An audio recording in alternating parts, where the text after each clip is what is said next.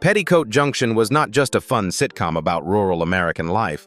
It was once a temporary home for souls longing to be loved, to be recognized. But when the stage lights faded, many of its actors fell into tragedy, dying too soon, drowning in addiction, or being forgotten by the very audience that once adored them. Let's uncover the heartbreaking stories behind the scenes. You'll be surprised. Let's dive in. Edgar Buchanan as Uncle Joe Carson. Edgar Buchanan, full name William Edgar Buchanan II, was born on March 20, 1903, in Humansville, Missouri, and became one of the most familiar faces on American television in the 1960s. When he was 60 years old, he began portraying Uncle Joe Carson, the lazy but humorous uncle in Petticoat Junction, 1963, and was the only actor to appear in all 222 episodes.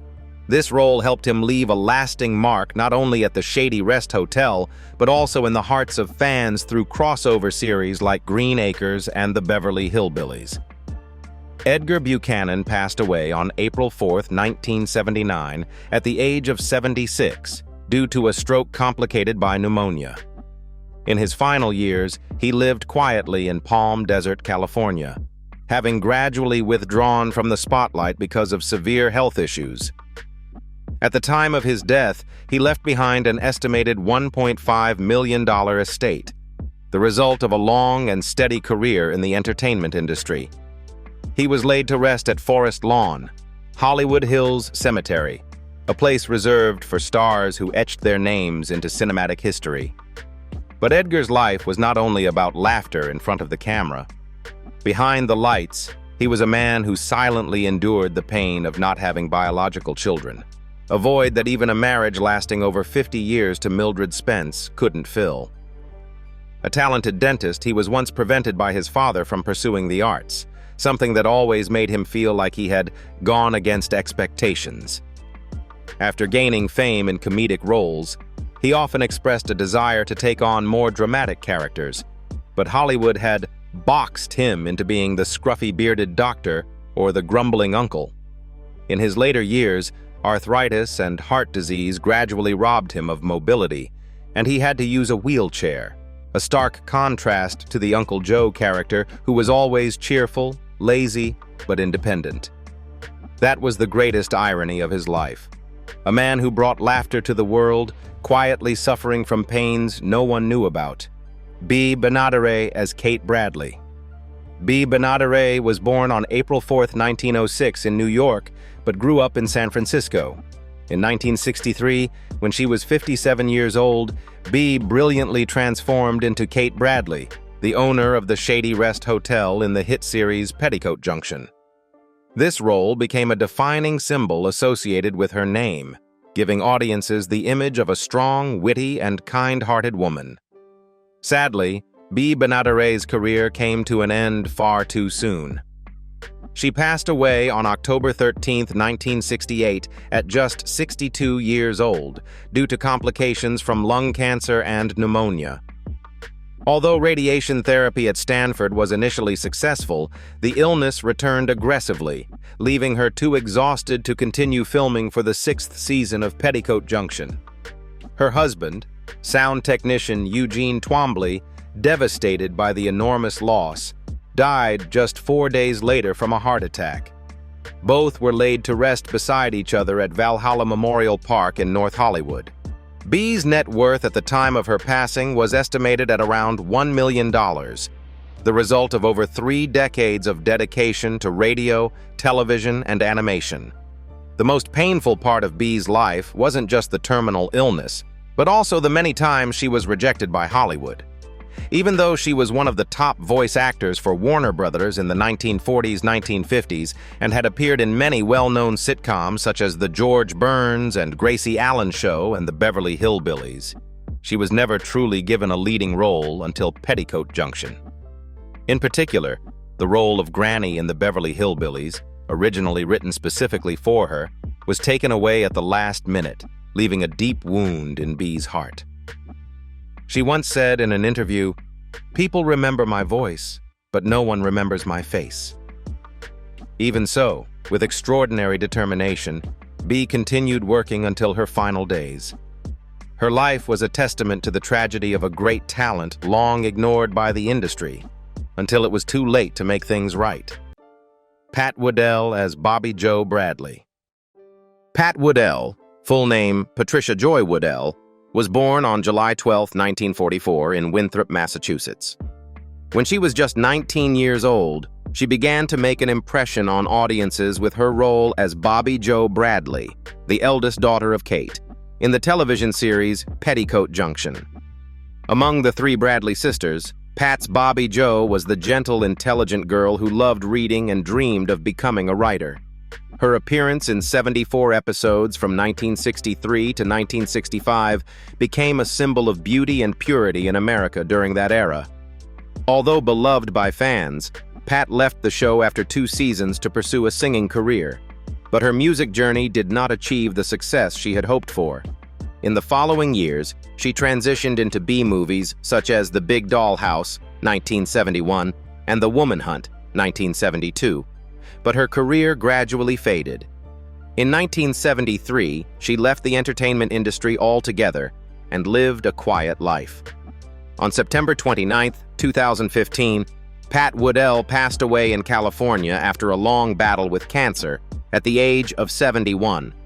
Her net worth at the time of her passing was estimated at around $500,000, and she was cremated according to her personal wishes. The greatest tragedy of Pat's life was the silence of the spotlight after she left the role that defined her. After stepping away from Petticoat Junction, she struggled to redefine herself in the harsh film industry. But most of the roles she received were seductive characters in films that focused on exploiting the female body. She once admitted to feeling trapped between public expectations and an unfulfilled artistic desire. Cancer delivered the final blow, but perhaps what hurt Pat even more was the slow fading of her name, despite once being America's girl in the hearts of millions of viewers. Meredith MacRae as Billie Jo Bradley. Meredith MacRae was born on May 30, 1944 in Houston, Texas, into a star-studded family. Her parents were legendary entertainers Gordon and Sheila MacRae. When she was 22 years old, she joined the hit series Petticoat Junction as Billie Jo Bradley, the eldest sister, portrayed as intelligent, independent, and ambitious in pursuing a music career. Unlike previous versions of Billie Jo, Meredith brought to the screen the image of a modern woman full of aspiration, turning the role into a quiet, feminist icon on American television in the late 1960s. However, Meredith's life was far from a fairy tale. She passed away on July 14, 2000, just weeks after her 56th birthday, due to complications from late-stage brain cancer. The illness was discovered too late, after a series of misdiagnoses by doctors.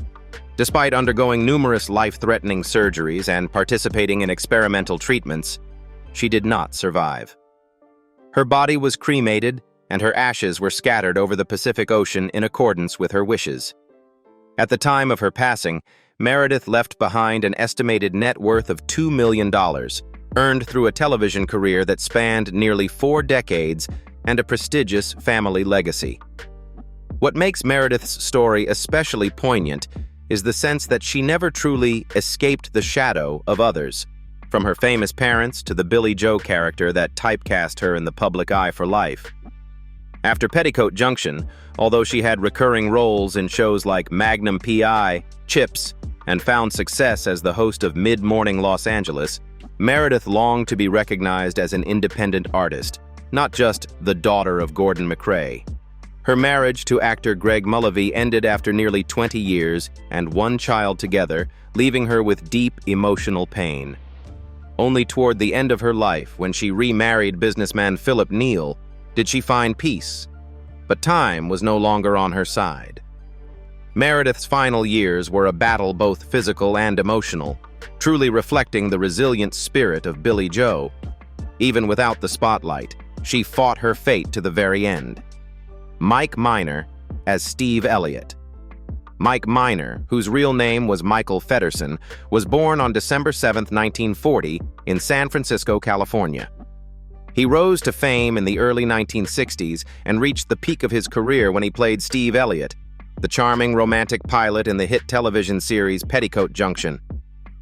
When he joined the show in 1966, Mike was 26 years old, and his character didn't just marry Bobbie Jo Bradley on screen.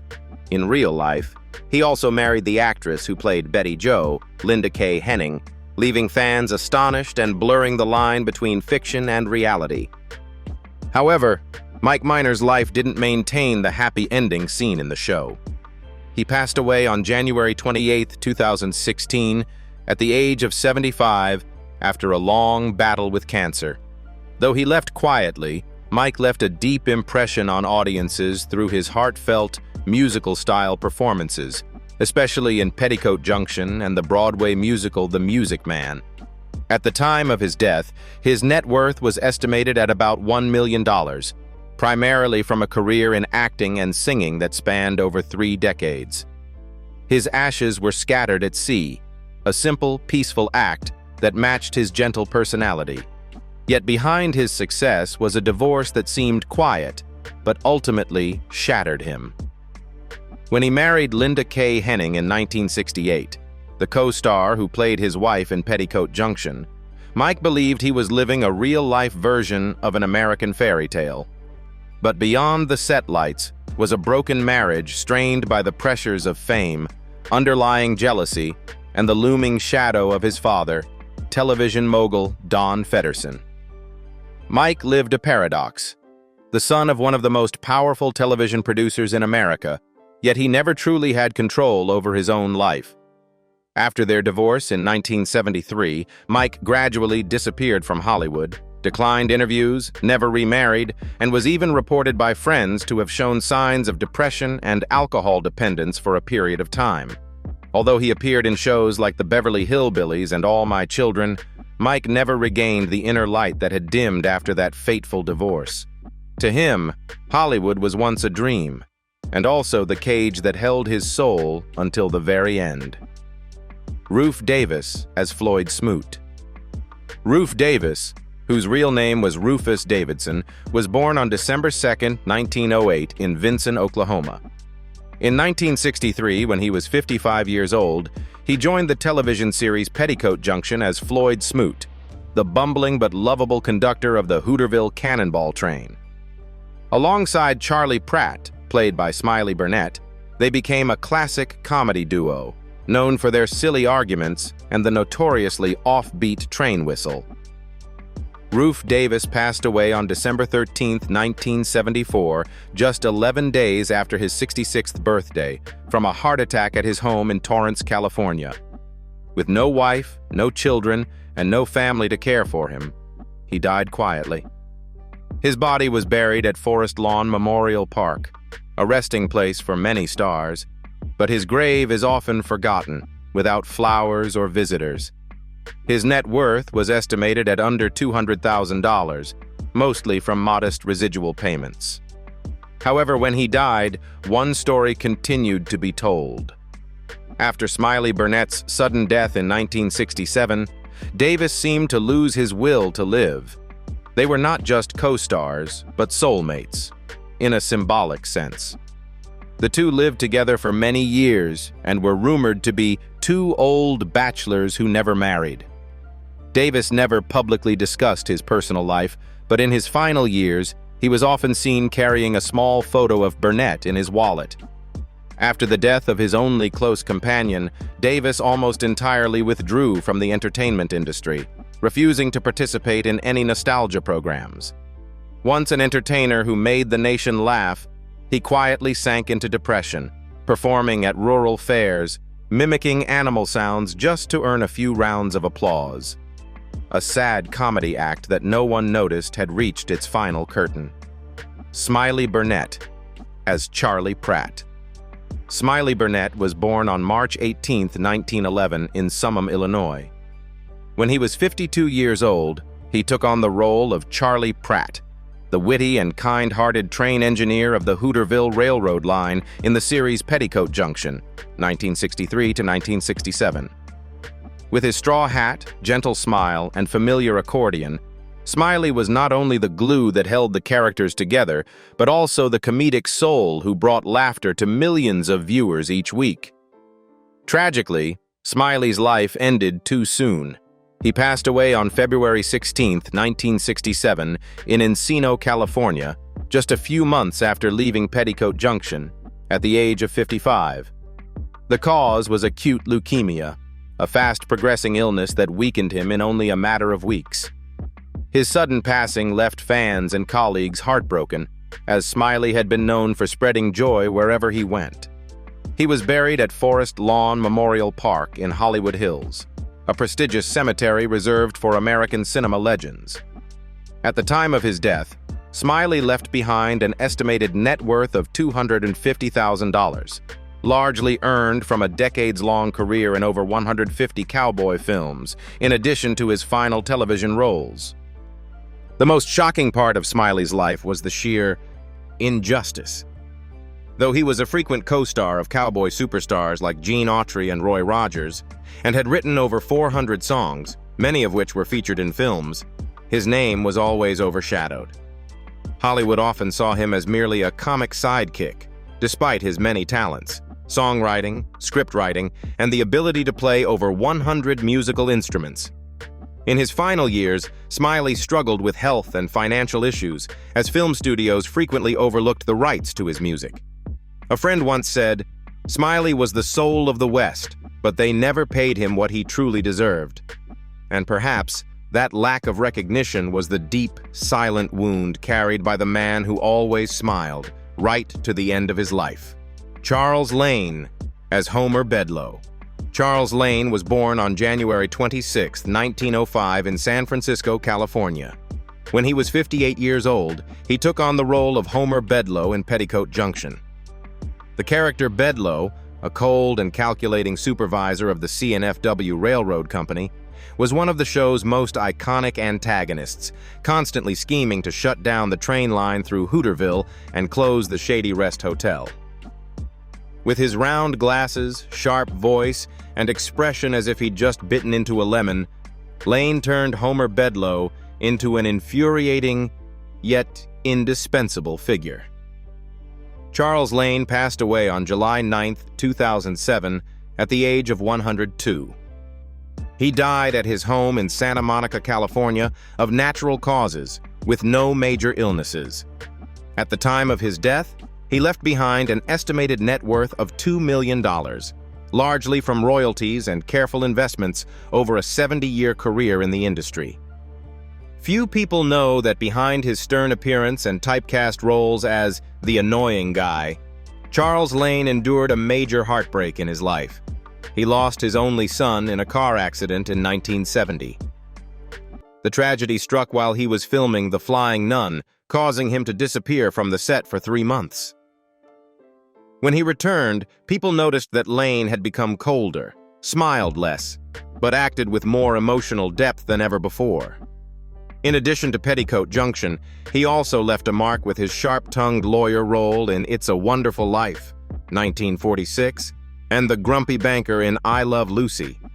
No one embodied the role of a strict bureaucrat quite like Charles Lane, because behind every piercing glance was a lifetime of silent endurance. Frank Cady as Sam Drucker. Frank Cady was born on September 8, 1915 in Susanville, California. He officially stepped into the role of Sam Drucker when he was 48 years old. In Petticoat Junction, he played the general store owner Sam Drucker, the oldest man in the town of Hooterville, always up to date on the latest news, delivering mail, selling goods, and offering unsolicited opinions that everyone still listened to. What made this character unique was his appearance not only in Petticoat Junction, but also in Green Acres and the Beverly Hillbillies, creating a distinct rural universe on American television in the 1960s. Frank Cady passed away on June 8, 2012 at the age of 96, just 3 months shy of his 97th birthday. He died peacefully in his sleep at his home in Wilsonville, Oregon, after many years of seclusion. The cause of death was not publicly disclosed, but was believed to be age-related. He had retired in 1990 and lived a simple life with his wife Shirley, whom he had married in 1940. Sadly, Shirley passed away in 2008 after nearly 7 decades together. Her death led Frank to fully withdraw, declining all reunion invitations or interviews. At the time of his passing, he left behind an estimated net worth of $1 million, mostly from long-running television royalties and modest real estate investments in Oregon. Perhaps the most haunting event in Frank's life wasn't tied to his acting career, but to the tragedy of 1990, when the wife he had loved for 68 years, Shirley, died from bone cancer. From that moment, Cady stopped making public appearances. Close friends recalled that he once had opportunities to guest star on Seinfeld and Frasier, but declined them all, saying he didn't want to work anymore without his wife waiting backstage. Throughout his career, beyond Sam Drucker, he was also remembered for his small but memorable role as the doctor in Alfred Hitchcock's Rear Window, 1954, a performance that captured the calm and intelligence he also embodied in real life. Virginia Sale as Selma Plout. Virginia Sale was born on May 20, 1899, in Urbana, Illinois. When she was already 66 years old, she took on the role of Selma Plout in the popular television series Petticoat Junction during the mid-1960s. In the show, Selma was a tough, nosy widow, representing the type of small-town resident filled with judgment and constantly clashing with the Bradley family. Though a supporting character, Selma Plout left a strong impression thanks to her cunning personality and Virginia Sale's signature stern expression, which gave her a certain charmingly annoying appeal. Virginia Sale passed away on August 23, 1992, at the age of 93. The cause of death was confirmed as old age and respiratory complications. She died quietly in Woodland Hills, California, where she had spent many years living in the motion picture and television country house, a residence specifically for elderly performers. There was no grand funeral, no media coverage. Her death seemed forgotten by Hollywood. Her net worth at the time of her death was not widely publicized, though reports suggest she lived her final years mainly on actor pensions and charitable support from colleagues. But few knew that behind the image of a grumpy old woman on screen was a heart shattered by the loss of her only son, a soldier who died in the Pacific during World War II. Virginia never remarried after her husband's early death, and the loss of her son left her living like a shadow for many years. That pain etched itself into every role she played, from her strict teacher in The Thin Man, 1934, to her brief appearances in early comedies. The characters she portrayed were no longer performances. They were manifestations of her grief. Virginia once wrote in her diary, "Every time the camera rolls, I feel like I hear my son's voice calling from the trenches." An actress, a mother, a survivor of both world wars, yet never able to escape the wound in her soul. Virginia Sale, a name that was never flashy, but a life marked by tragedy that lingered to the very end. Linda K. Henning as Bea Jo Bradley. Linda K. Henning was born on September 16, 1944, in California. When she was just 19 years old, Linda took on the role of Bea Jo Bradley, the youngest daughter of the Shady Rest Hotel family, intelligent, sentimental, and warm-hearted. With her signature red hair and innocent charm, she wasn't just a central character of the series, she was the soul of the show throughout all 7 seasons. In the storyline, Bea Jo has a romantic relationship with Steve Elliot, played by Mike Minor, and they were married not only in the script, but also in real life. As of 2025, Linda Henning is now 81 years old. She has long since stepped away from the camera and lives a quiet, private life, having distanced herself from the entertainment industry after many years on stage and television. Beyond Petticoat Junction, she also appeared on major programs such as The Ed Sullivan Show, Happy Days, The Beverly Hillbillies, and The Facts of Life. Though she did not continue an acting career after the 1980s, Linda is still remembered as a symbol of 1960s American television. Her current net worth is estimated at around $1.5 million, mostly from the fame and TV contracts of her career peak. Linda Henning's life is closely tied to a love story that seemed to step right out of the very show she starred in. In 1968, as the on-screen romance between Bobbie Jo and Steve captivated millions of viewers, Linda married Mike Minor, her co-star and on-screen husband. But what seemed like a fairy tale ended quickly. The marriage lasted only until 1973 and ended quietly, without scandal or argument, only with a growing distance between them. After the divorce, Linda retreated behind the scenes, stepping away from the temptations of Hollywood. Roles in productions like Bye Bye Birdie, 1963, and her time performing with the musical group The Ladybugs, which once made her a household name, are now just golden memories of a past era. Linda Henning, the former golden girl of American television, walked away from the spotlight without regret. Jeannine Riley as Billie Jo Bradley. Jeannine Riley was born on October 1, 1940, in Fresno, California. When she was just 23 years old, she beat out over 300 contenders to win the role of Billie Jo Bradley, the blonde, glamorous, ambitious eldest daughter in Petticoat Junction. As the oldest of the three Bradley sisters, Billie Jo represented a youthful, dream-filled America of the 1960s, a time when television was still innocent and full of promise. Jeannine's character was not just a pretty face, but a symbol of a generation of women yearning to leave the tiny station called Hooterville in search of city lights, fame, and freedom. As of 2025, Jeannine Riley is now 85 years old. She lives a peaceful life, far from the media and virtually absent from the entertainment world. After 2 seasons on Petticoat Junction, she left the series to pursue opportunities in film. Her current net worth is estimated at around $800,000. In the end, Jeannine Riley slowly faded from Hollywood. Not with scandal, not with noise, but with a quietness that left behind a sense of wistfulness. The spotlight that once lit her radiant face is now only a fading memory. In the 1970s, while former co-stars returned to television or found success in guest roles, Riley faced obscurity. No addiction, no controversy, but also no one calling her name anymore. In 2020, at the age of 80, she published a book titled The Bolder Woman, It's About Time, as a final whisper to women who once had dreams. That age cannot extinguish desire. But perhaps it was also something she needed to tell herself. Because the Hollywood dream that Billie Jo once chased and that Jeannine Riley once embodied had long since dissolved, like a wisp of smoke drifting away from the old Hooterville train station. Laurie Saunders as Bobbie Jo Bradley.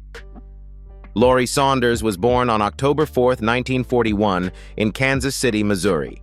When she was just 23 years old, she was cast as Bobbie Jo Bradley in the television series Petticoat Junction, replacing Pat Woodell after the 2nd season. Laurie's version of Bobbie Jo was no longer the innocent, book-loving girl, but rather a talking rose, charming, witty, and full of humor, captivating audiences in every scene. From 1965 to 1970, Laurie Saunders appeared in 147 episodes, becoming a familiar face in millions of American households. With her voluminous dark hair and radiant smile, she was not only a beauty icon of Hooterville, but also a feminine role model for an entire generation. As of 2025, Laurie Saunders is now 83 years old. She stepped away from acting in the early 1980s and shifted her focus to photography and the arts. She lives a fairly private life, avoiding public events and having nearly cut all ties with the Hollywood scene. Her current net worth is estimated at around $1 million, modest when compared to the spotlight she once commanded. But behind Bobbie Jo's smile was a long string of extinguished aspirations, quiet wounds that Laurie Saunders once described as loneliness in the spotlight. After Petticoat Junction, she struggled to escape the overwhelming shadow of her iconic role. Later parts, when they came at all, were fleeting, playing the love interest, the gentle mother, or the forgettable secretary. Hollywood, in its familiar cruelty, gave no room for a familiar face, already etched too deeply in the audience's memory. In the 1970s, Laurie Saunders was diagnosed with mild depression, but declined treatment for fear of being labeled crazy, as she shared in a rare 1992 interview. She avoided crowds, gradually disappeared from the screen, and declined every invitation to revisit her role as Bobbie Jo. Many in the industry speculated she felt betrayed, that her contributions were only ever acknowledged with a single label, the Sweet Farm Girl. It was a bitter rejection, but also the mark of an artist who had lived long enough to understand that glamour is sometimes a cage. Though Petticoat Junction ended long ago, its echoes, both laughter and tears, still resonate in the hearts of fans. Perhaps the price of fame is always loneliness and sacrifice. What do you think about the tragedies hidden behind the scenes of a sitcom that once seemed carefree and innocent? Share your thoughts below, and don't forget to follow us for more untold stories from vintage Hollywood.